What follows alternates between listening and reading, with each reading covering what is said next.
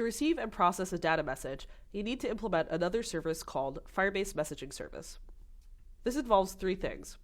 First, you need to create a service that extends Firebase Messaging Service. Then, you need to add that service to the manifest with the messaging event intent filter. Finally, you should override the onMessageReceived method, which is inside of Firebase Messaging Service. This will create a service on your client phone that is triggered by incoming FCM data messages, as well as notification messages when the app is in the foreground. This is useful because it means the app can be in the background and get pinged by an FCM data message. And then you can execute whatever code you need in onMessageReceived.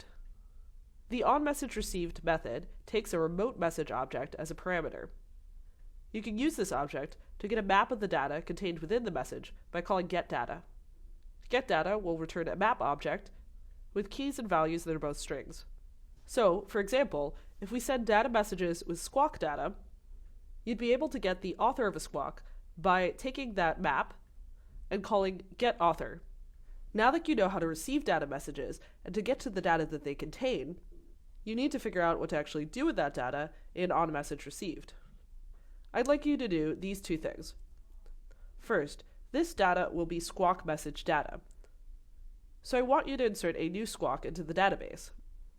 Note how the keys of this data match up exactly with the keys in the squawk message database. It's almost as if I planned this and was trying to make your job easier. Beyond inserting the squawk into the database, I'd also like you to show a notification to the user. Now, because this is not a notification message, this doesn't happen automatically. And because of that, you're actually going to need to build a notification like normal, using a notification builder class. Hopefully, that's enough to get you started.